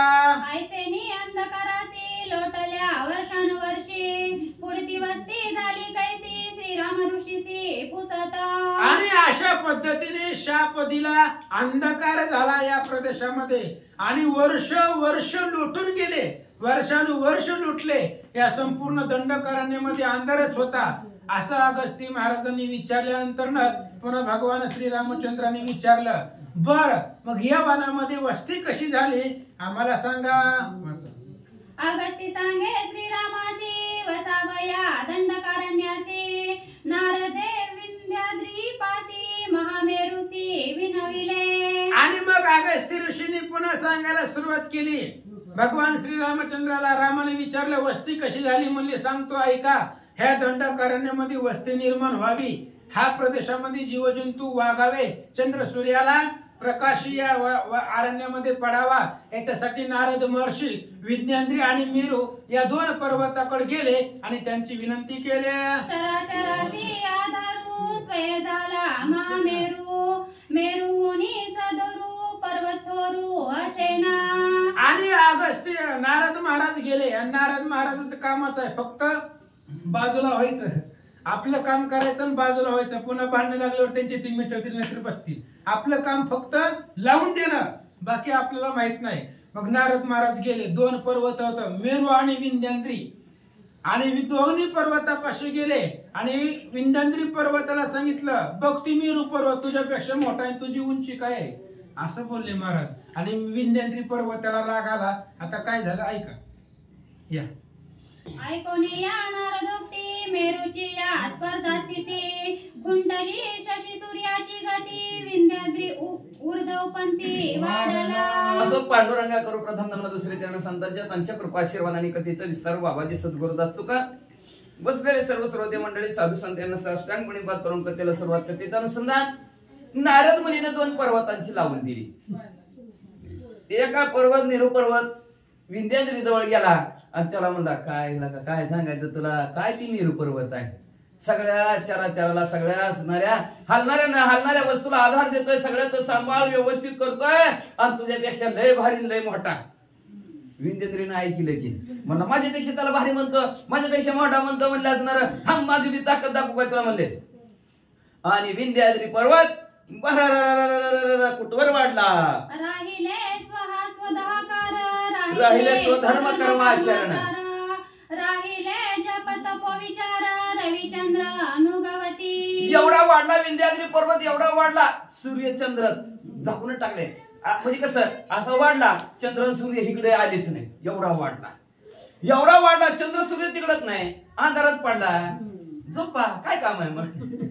अंधार पडल्यावर काय काम आहे, काय काम नाही, झोपा म्हणले. मग अंधार पडल्याबरोबर सगळ्याच असणारा जे काय स्वधाकार ब्राह्मणांचं असतं सूर्याला अर्घ द्यायचं ते असणारा कार्यक्रम राहिला. सर्वच असणार स्वधर्माचं आचरण करावं लागतं. आता काय काय सकाळ प्रातःविधीला उजाडल्याबरोबर जावं लागतं. काही जणांना असणारं काय आपल्या गाई दूध काढावं लागतं, गवळ्यांना दूध वाढावं लागतं. आपलं जे काय काम धंदा करायचा असतो ते विसरून गेला. रात अंधारच आहे. प्रत्येकाला वाटायला लागलं दिवस उजाडला नाही, झोपा वडा झोपा असं सगळ्यांना वाटू लागलं. मग असणारं जप बी राहिलं आणि तप बी राहिलं. सगळेच्या सगळे असणारे चंद्र सूर्य उगवले नाहीत त्याच्यामुळे सगळ्याला वाटलं अंधारच आहे. लोपले सुहासुधा कारण मरोटे कले देव पितरा भुके तळमळती ऋषीश्वरा संदेवीना आहार सेवणे. स्वाधाकार संपला गेला का तर ब्राह्मणांनी सूर्याला अर्घ्य दिल्याशिवाय सूर्याला गती नाही आणि देवदेवताला जीवनही मिळत नाही. म्हणून ब्राह्मण मंडळी झोपीनं उठलीच नाही. ती सूर्याला अर्घ्य दिलंच नाही. सूर्य दिसला नाही त्यांना वाटलं अजून उगवाला नाही, झोपा म्हणून झोपले, अर्घ्य दिलं नाही. देव पितर उपाशी राहिले. त्याच्यानंतर संध्या झाल्याशिवाय दोन्ही वेळेचा योग असतो त्याला संध्या म्हणतात बरं का. रात्र बी झालेली नसते आणि दिवस बी नसतो त्याला संध्या म्हणतात. आपल्या त्याला संध्याकाळ म्हणतात. मग 2 असणाऱ्या वेळेचा संगम जिथं असतो त्याला संध्या म्हणतात. आणि संध्याच्या वेळेस काही माणसं जेवण करते बरं का. 7ला जेवते ती, परत जेवत नाही ते अंधार पडल्यावर बी. काही धर्मात चालतं तसं. काही धर्मात असणारे लवकर जेवतात, काही धर्मात उगा आपल्या तर धर्मात कधी काय असेल कधी जेवते ती. परिस्थिती बिकट आहे, कधी जेवावं त्याला सुद्धा शास्त्र आहे. त्या संध्याच्या वेळेस असणारं भगवंताचं नामस्मरण जप पूजन करायचं आणि आहार. पण संध्याच नाही तर जेवण ही सगळ्याचं राहिलं म्हणजे वाचा. गोदने राणा नवजती वत्से हंबरडा हाणीती आकांत मांडला त्रिजगती विंध्याद्री गबस्ती उगून भुकेने सर्व तळमळ करू लागली. गायी वासरं ही तळमळ करू लागली. गायीला बी वाट गायीला सोडायला कोण जाणार, अंधार आहे. उगवल्यावर बघू दिवस. प्रत्येकाला वाटलं ना दिवस उगवलं काम किती भयान हाका मारू द्या. उठ की लवकर ती उगाच आदरू बघ ना दिवस जो करा नाही आज बघू दे तरी आता पाठ तरी होती की तसं म्हणलं सगळेजण म्हणा लागले पाठ तरी होऊ दे की पाठ तरी होऊ दे की मग म्हणले गायी विसरल्या नाहीत गायी भुकेने दावणीवर जागेला व्याकुळ झाल्या वासरा असणाऱ्या हंबारडा मारू लागले सगळे असणाऱ्या स्वर्गमुक्ती पाताळतीने जगताच्या ठिकाणी नव्हे ह्या दंडकारण्याच्या ठिकाणी हाहाकार माजला गेला का तर विंध्याद्री पर्वताने सूर्याला पुढे जाऊच दिलं नाही महाग उजेड पुढे अंधार मग ऋषीश्वरा ब्रह्मया प्रती अवघे घराणे सांगती तेव्हा तिने देव विचारिती जे दक्षिणे अगस्ती सर्व असणारे ऋषीवरी जमलेले आहेत हाहाकार माजला म्हणले पृथ्वी तलावर म्हणले सगळे असणारे कार्यक्रम ठप्प झाले सर्वत्र अंधकारच आहे काय करावा सर्व देव ऋषी मिळाले ब्रह्मदेवाकडे गेले त्राहिमान वाचवा म्हणले आम्हाला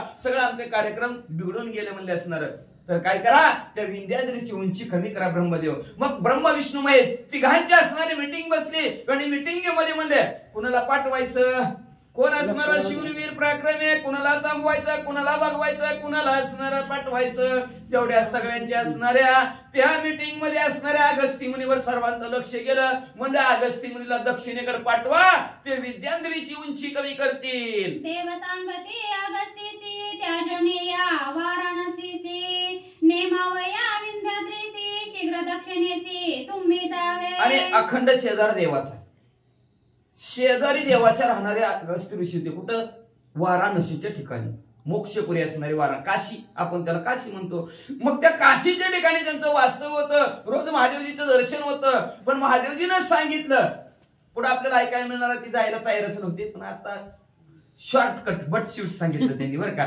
परत मोठं सांगणार जायला तयार नव्हते कसं गेलं काय गेलं ती पुढे आपल्याला ऐकायला मिळणार आहे पण आज महादेवजीनं सांगितलं अगस्ती तुम्ही दक्षिणेच्या ठिकाणीकडे जावा आणि त्या विद्याद्रीची उंची करा आणि अगस्ती मुनी महादेवजीचं ऐकून वाराणसी सोडून लवकरात लवकर नेमोनिया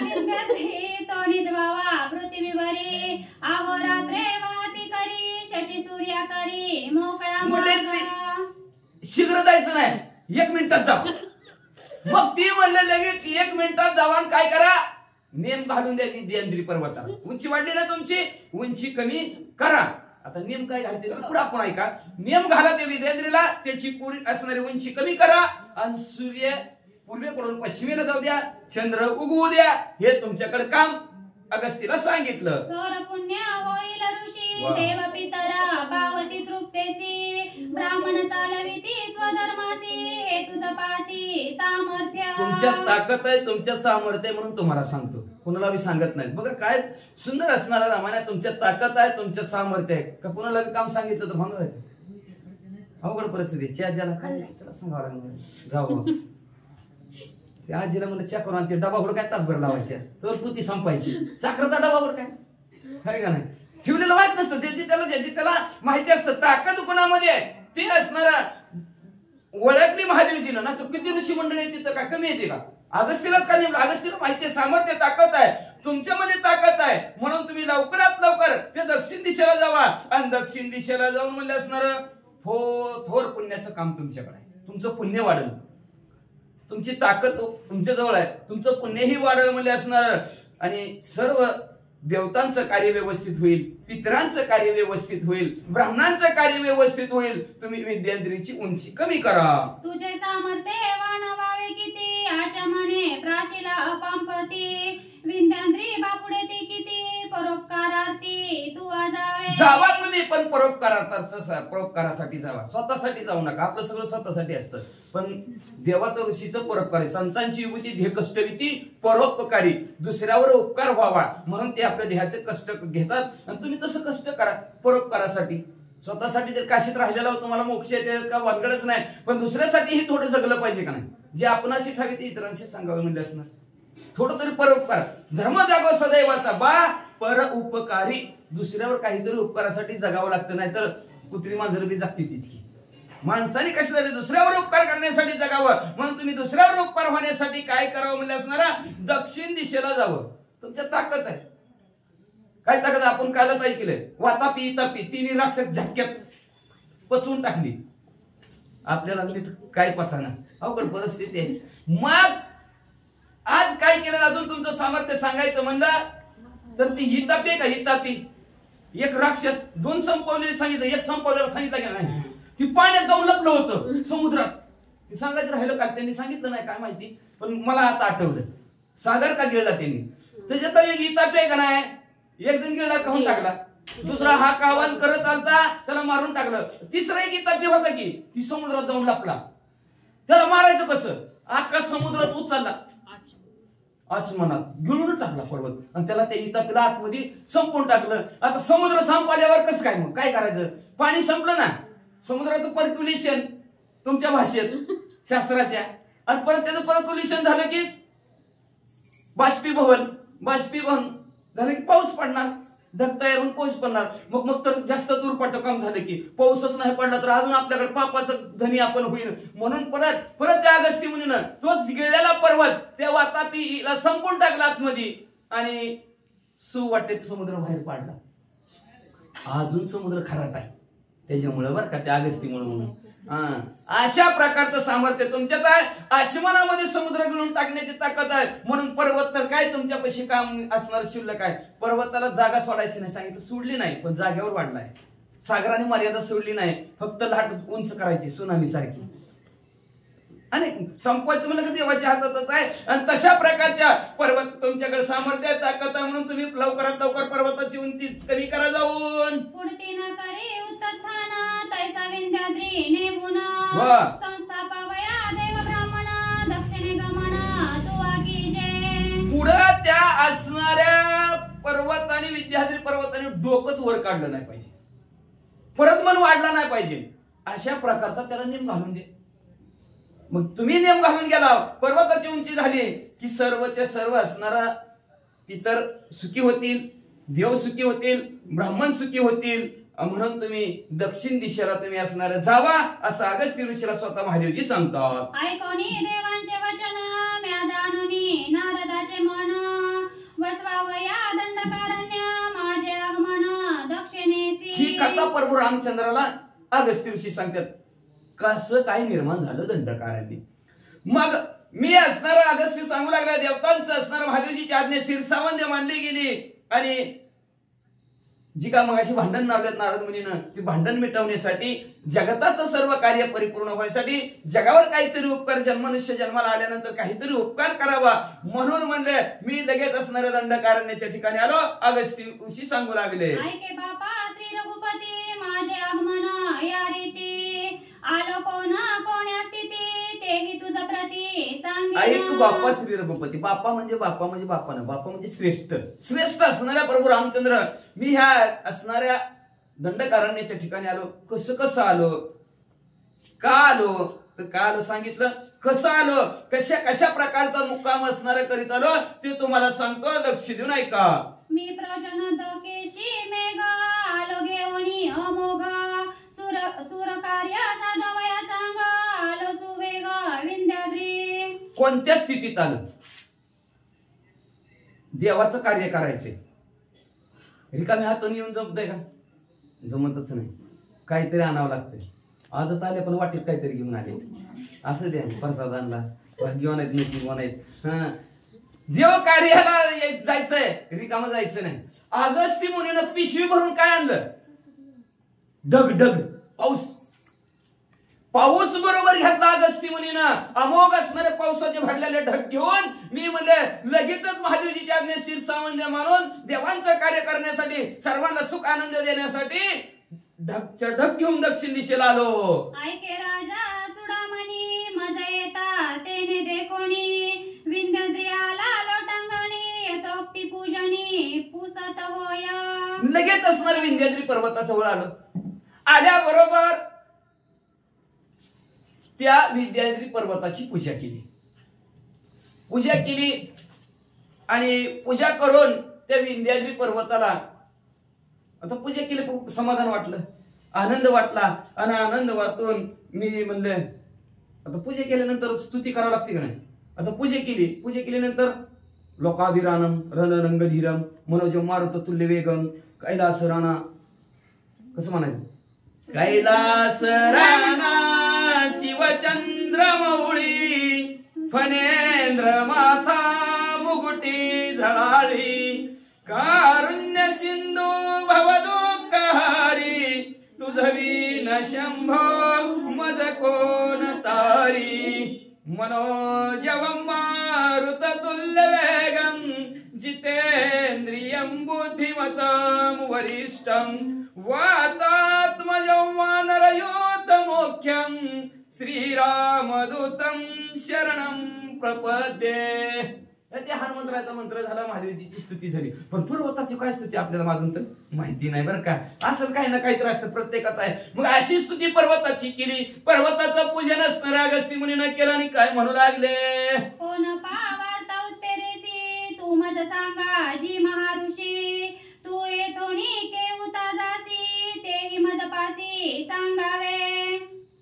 आता प्रसन्न झालं की एवढी स्तुती केली की देव प्रसन्न होत असतात आपल्यात. आता एखाद्या माणसाची स्तुती केली तर माणूस वा वा काय माणूस आहे, लगेच स्तुती केली की बरं वाटतं माणसाला. तशी पर्वताची स्तुती केली की पर्वताला बरं वाटलं. बरं वाटलं पर्वत बोलायला लागला. मग अगस्त्य ऋषीला म्हणू लागला कस काय महाराज बरं आहे का. हो म्हणला बरं आहे. उत्तरेला चालला म्हणून. हो हो हो उत्तरेला चाललोय म्हणले. पण आता ही दक्षिणेला लाडू आहे बघा. दक्षिणेला लाडू आहे उत्तरेकडे चालला. उत्तरेकडे चालला. बरं बरं बरं काय काम आहे. पाहुण्याला भेटायचंय का तुम्हाला. हा कोण ते दरोणी अपेक्षेसी तू आल्लासी मज पासी त्या म्या दिदले निश्चयासी भाग मज पासी दिदली. ज्या कार्यासाठी तुम्ही उत्तर दिशेला चाललेला ते कार्य तुमचं निश्चय आणि तुम्हाला त्या कार्यात विजयी मिळेल. ते कार्य तुमच्यासाठी होईल म्हणले असणार. एवढाच नाही म्हणले असणार, तुम्ही ज्या कार्यासाठी आलेला उत्तर दिशेला जायला मी तुम्हाला ते देऊन टाकलं. काम केलं तुमचं. सही केली म्हणायचं त्यांनी. सही केली. तुमचं काम बिंदास झालं. बिंदास राहावा. भाक मजशी निश्चित. भाक म्हणजे असणार शपथपूर्वक सांगितलं अगस्तीला पर्वताने की तू ज्या कार्याला चालला ना ते कार्य मी सुद्धा त्या कार्यात तुला मदत करतो. बिंदास्त जावा. त्याची उत्तरेची वार्ता म्या सांगितली श्री रघुनाथा तेही तुझं मी सांगेन आता यथार्थ अनुवादू. मग असणार प्रभू रामचंद्र त्या पर्वताला असणार म्हणलं मला उत्तर दिशेला जायचंय. पर्वत म्हणलं असणारा बरं बरं जायचंय उत्तर दिशेला तुम्हाला. तर ते बी तुम्हाला असणार प्रभू रामचंद्राला अगस्त्य मुनी सांगितलं यथार्थ जशास तसा अनुवाद. कुणाचा. पर्वताचा आणि अगस्त्य ऋषीचा. मग आमच्या दोघांचा जे काय अनुवाद झालं जे बोलणं भाषण झालं जसंच तसं प्रभू रामचंद्र तुम्हाला सांगतो असं असणार अगस्त्य मुनी सांगू लागले. विंध्याद्री तुझा प्रताप दे कोणी मेरुसी महाकंप सुरासुरा महासंताप तुझे स्वरूप अतिश्रेष्ठ. आता नारद मुनी मग अशी काय म्हणले होते मेरूलय चांगला. आता अगस्त्य मुनी काय लागले विद्याद्री तुलय चांगला. काय विद्याद्री काय तुमचा प्रताप आहे, काय ताकद आहे, काय तुमचा महिमा म्हणले असणार. अहो तुमच्या असणाऱ्या ताकद आणि तुमचं जर सामर्थ्य जर त्या मेरूनं जर ऐकलं तर तो मेरू पर्वत सुद्धा लट लट लट लट थर थर थर थर थर थर कापतो म्हणले असणार. अहो काय सांगायचं. सुरासुर देव राक्षस सुद्धा तुमचं जरी नाव ऐकलं तरी थर थर कापतात म्हणले असणार. असं तुमचं स्वरूप श्रेष्ठ आहे. तुम्हीच मोठा ती मीर काय शिल्लक आहे असं असणार अगस्त्य ऋषी बोलू लागले. पाहता या पृथ्वी माझारी विंध्याद्री तुझी थोरी वहिनी जगा सुरासुरी तुझी सरी मेरू न पवे. काय सांगायचं विद्यार्थी पर्वत.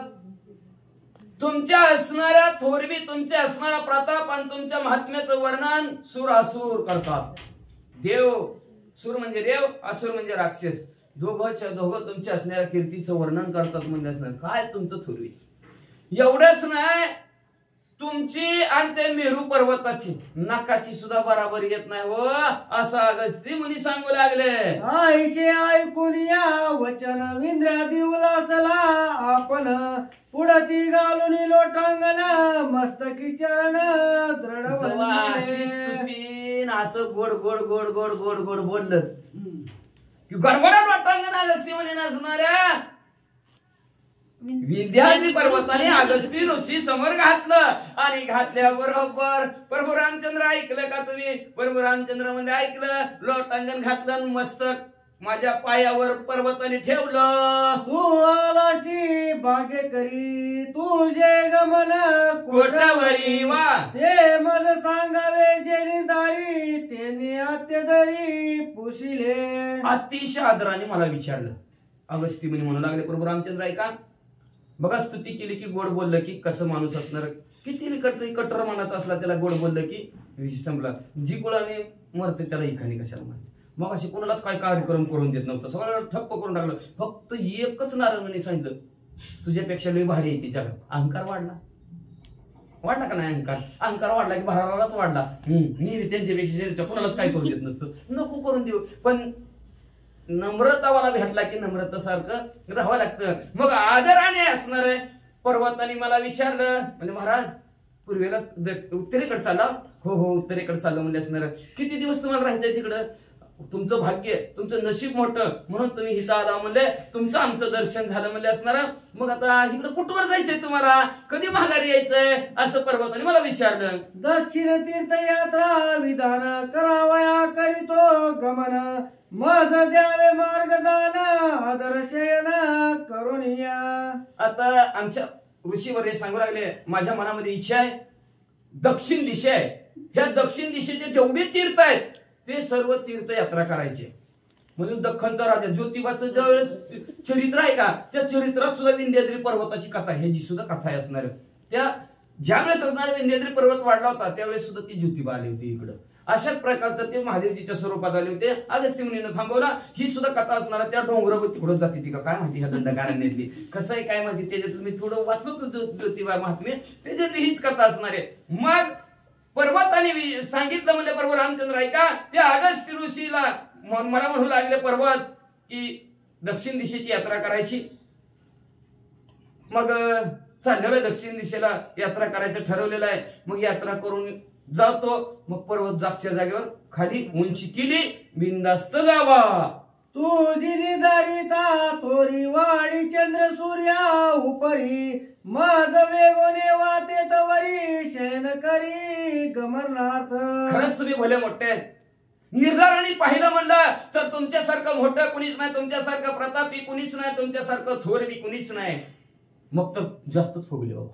पर्वत फुगायचं सोडून पाक दिशी खालीच आले, भुई सपाट झाल्यासारखं झालं. आणि अगस्ती मुनीला म्हणले, जावा बिंदास्त, तुमच्या मनाला वाटेल तेवढ्या दिवस तिथली तीर्थयात्रा करा, तोपर्यंत मी गाढ झोपतो. माझे ऐकून या वचन विंद्रादीने केले शयन म्या केली दक्षिणे गमन तुवा उत्तान न करावे. मग माझं बोलणं त्या पर्वताने ऐकलं. ऐकल्याबरोबर पर्वत झोपला. उंची वाढवलेली त्यांनी त्याची कमी उंची केली आणि म्हणले मी लगेच असणाऱ्या दक्षिण दिशेला आलो. आणि आल्याबरोबर काय झालं प्रभू रामचंद्र ऐका, तीर्थे करुणी मी मागुता तवरित्वान उठावे पर्वता भाष्य बंदे नियम कथा करुणी रघुनाथा मी आलो. प्रभू रामचंद्र जाता जाता आणि नियम सांगितला त्याला आणि शपथपूर्वक सांगितलं, जोपर्यंत मी दक्षिण दिशेची तीर्थयात्रा करून येत नाही तोपर्यंत तू जागचं हलायचं नाही, असं झोप. किती दिवस झोपतं आता काय माहिती, किती दिवस झोपतोय. तोपर्यंत तसंच तुम्ही राहावा असा नियम केला, असा शब्द दिला. आणि मग प्रभू रामचंद्र या अदंडकारण्याच्या ठिकाणी आलो. अशा अगस्ती मुनीने आपली माहिती सांगितली. रविचंद्र मोकळी वाट द्विज देवांचे चुकले कष्ट दीन मानव आहे स्पष्ट दिदली वाट. विंध्याद्रीनं पर्वताने वाट दिल्याबरोबर सूर्य हळू असणारा पुढे सरकला. हा सूर्य हळू सरकला. बरोबर दिवस उजाडल्यासारखं सगळ्यांना वाटू लागला. दिवस उजाडल्याबरोबर ब्राह्मणांचं, देवांचं, पितरांचं, सर्वांचं कार्यक्रम काम सुरू झालं. महाराज माझे होताची आगमन भृशाप गेला पळून देशी वर्षला पर्जन तृण वृक्ष धान्य वाढले. माझं आगमन झालं की माझा असणारा पाय त्या दंडकारण्यात पडल्याबरोबर संत चरण रज लागत सहजन वासनेचे बीजा जळून जाय. माझ्या चरणाचा स्पर्श झाला की ती असणारा पवित्र आणि पावन पृथ्वी झाली. बघा ज्याच भरपूर पुण्य आहे त्या पुण्यवान माणसाचा जर पाऊल पडली तर पवित्र आणि पावन असणारा परिसर होत असतो. मंत्र म्हणते ते आमच्या घराला पाय लागू दे की तुमचं लावू द्या. कुणाचं कसं पाय, कुणाचं कसं पाय, माणसाचे मन आहे ती आहे का ना, म्हणतात का नाही लागू द्या तुमचं पाय, बरं झालं आमच्या घराला तुमचं पाय लागलं. कसं असतात पाय आता कोणाला काय माहिती. पण हिथं असणारा अगस्ती मुनीचा पाय पडल्याबरोबर त्या असणाऱ्या भृगु ऋषीचा शाप संपला. संपल्याबरोबर मग ते असणाऱ्या अंधारात आकाशात ते ढगाचं गाठोडं उघडलं, लगेच धो धो धो धो पाऊस पडला. आता पाऊस पडला काय होतं, सगळीकडे हिरवळ पिक येतात, धरणी माय असणाऱ्या फुलू लागली, सर्व असणारे वनराई फुलली. महाराज महामेरूच्या वृक्षाची म्या चिंतिता निज मानसी, तेही वाढले देशी फळबारेची सपळीत. भल्या मोठे असणाऱ्या पर्वत तिथं असणाऱ्या झाडं होती म्हणले असणारा महावीर पर्वतावर बी झाडं होती, त्यांना बी विनंती केली म्हणले असणार, त्यांना बी असणार ते पाणी मिळलं. मिळल्याबरोबर गवत वाढलं, धनधान्य वाढलं गेलं आणि सर्वांना आनंद वाटला. गायीला गवत मिळू लागलं, सर्वांना असणारे फळं मिळू लागली. वाहती सरितांचे ओघ पद्म पुष्पी पूर्ण तडाग, नाना पक्षी गण अनेक गजशी मृग क्रीडती. एवढा पाऊस पडला की तिथं कोरड्या पडलेल्या नद्या झुळझुळ झुळझुळ वाहू लागल्या. त्या नद्यांमध्ये असणारे पद्म म्हणजे कमळाची फुलं तिथं म्हणजे हळू हळू हळू उमलू लागलेले आहेत. एवढंच नाही, तिथं नाना प्रकारचे पशु पक्षी येऊन राहू लागले. पाणी दिसलं म्हणून हत्ती वाघ सिंह म्हणजे तिथं पाणी पिण्यासाठी येऊ लागले. माझ सवे येऊन या ऋषी झाले दंडकारण्ये वासी, कोणी राज नाही या देशी म्हणून राक्षसी व्यापिले. मी एकटा लोक आणि आनंदाने मी राहायला लागल्याबरोबर सर्व ऋषी मंडळीला बाकीच्यांनाही कळलं. सर्व ऋषी मंडळी एकाची वस्ती वाढली की बाकी सगळे वस्ती करायला येतात. भीती संपली. मग बघा एखाद्या रानात राहायला गेलं तर त्याच्या पाठोपाठ हळूहळू एक व्यक्ती राहते ना. आपल्याला काय झाले, आपण निसटला म्हणून दुकानाला कवा जात असते नी, कुठल्या दुकानाला जात असते नी, तेव्हा नव्हतं दुकान सुद्धा इकडे बरं का. आणि लहान लहान होतो एका गल्लीतलं खेळलेलं वावरलेला. 10वीला होतो 1999 पर्यंत ह्या गल्लीत होतं का तरी. ह्यांच्याच जागेत मला वाटतं देटी राहत होती आणि त्या देट माझा मित्र होता किशोर काका देट. काय किंवा मला माहित नव्हतं. आम्ही लहानपणी त्यांच्या इथे खेळायला येत होतो. ती एका वर्गातले मित्र होता आम्ही दोघं, त्याच्यामुळे ह्या गल्लीत राहिले म्हणजे खेळायला राहिलो पण आहे त्याच्या घरी. गावाकडे जायला उशीर झाला की त्याच्या घरी झोपायचं आम्ही आणि दिवसभर त्याच्या इथं अभ्यास बी करायचा. त्याच्यामुळे आमची इथं गल्लीत 2-4 जण अशी मित्र बी झाली होती. ती बाळू असं तिकडचा पलीकडचा कसबी सुरा झालेली आहे. ती आम्ही एका बॅचची पोरं होता. काका तिथे वकील झाला ती तिकडं हडपसरला राहते. ती समोर ह्यांच ती तिथं त्यांचीच जागा वाटते मला. परत ती काळवळ पलीकडची ही 4-5 जण. ही पण सिंधूचं घरी एक होतं तेव्हा. त्यांची मुलगा आमची ओळखीची होती कमल का काय बरोबर आहे. ती एवढं असणार का तर कुणीही तर राहतच नव्हतं. मग भीती वाटायची नाही यायला. पण हळूहळू जशी वस्ती वाढली, उदाहरण म्हणून सांगतो बरं का, जसं तिथं मग म्हणले त्या म्हणे त्या वनात राहिलेले आहेत म्हणून त्या ऋषी मंडळ बरोबर अनेक भरपूर असणारे ऋषी मंडळी तिथं जमले गेले, राहू लागले. आता सगळेच ऋषी मंडळी तिथं कोणाचा राजाच राहिला नाही. आता राजा असली तर बाकीच्याला भीती राहते, पण शूरवीर पराक्रमित भांडण करणारा कोणीच नाही. ऋषी मंडळी जसं तुमचं असेल तसं मग गप्प बसलेले पण भांडणात नाही. मग तेवढ्यात अनेक राक्षस तिथे आली. राक्षसांनी आम्हाला धमदाटी केली आणि आमचा सगळा हे असणारा परिसर राक्षसांनी व्यापून टाकला.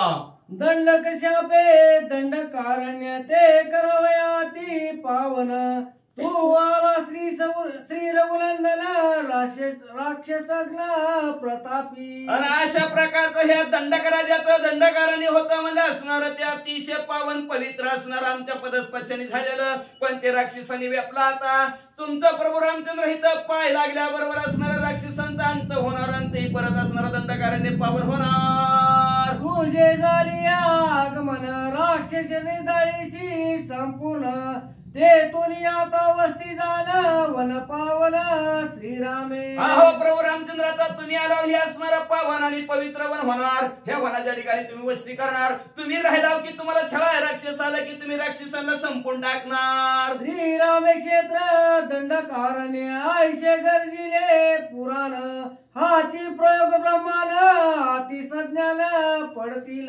मग असणारे हेच दंडकारण्य म्हणजे पुढे जाऊन श्रीराम क्षेत्र होईल. असं शाहीशास्त्र 18 पुराण 4 वेदामध्ये या दंडकारण्याचं नाव पुसल आणि श्रीराम क्षेत्र नाव पडल म्हणजे वाचा.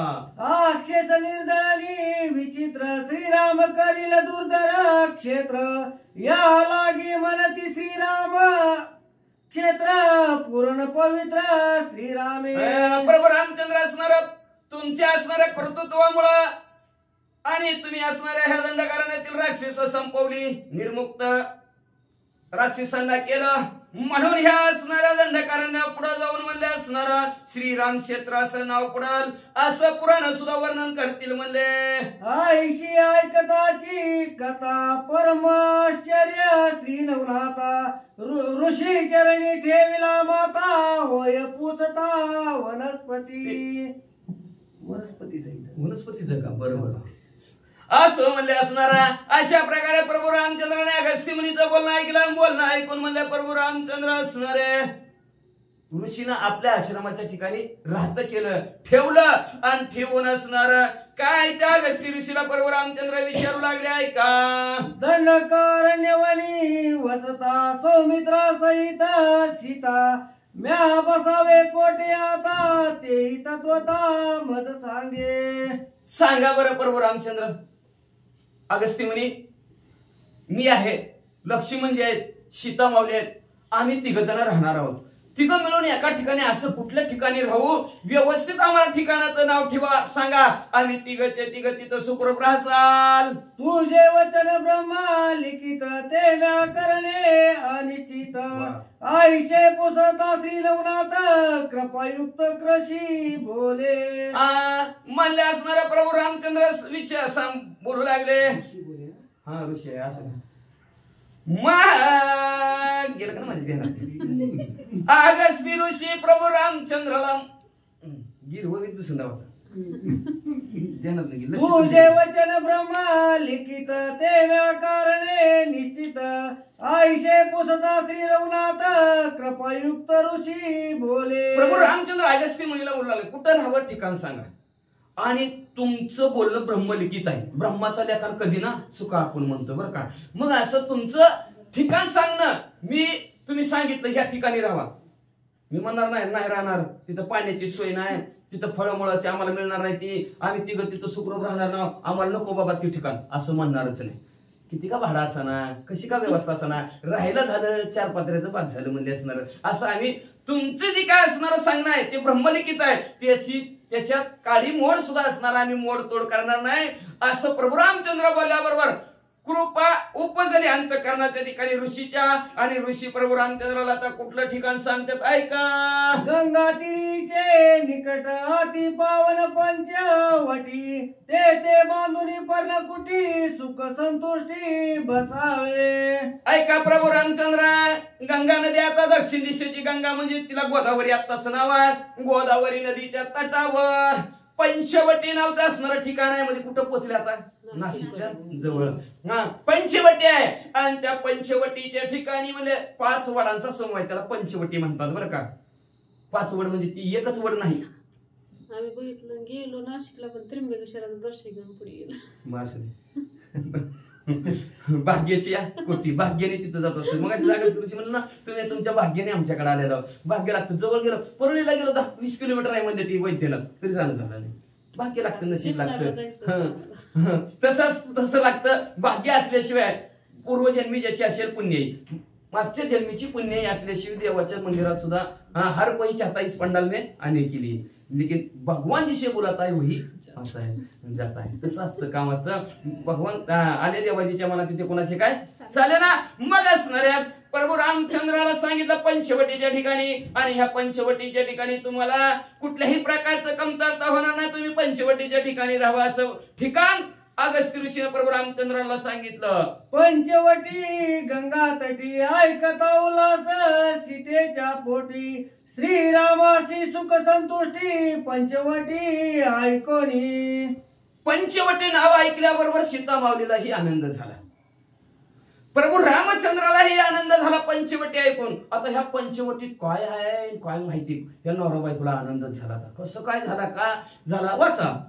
पंचवटी करिता वस्त्री त्रैलोक्य पावन निज कीर्ती तू पावसी कारगुपती जान निश्चिती मध्वाक्य.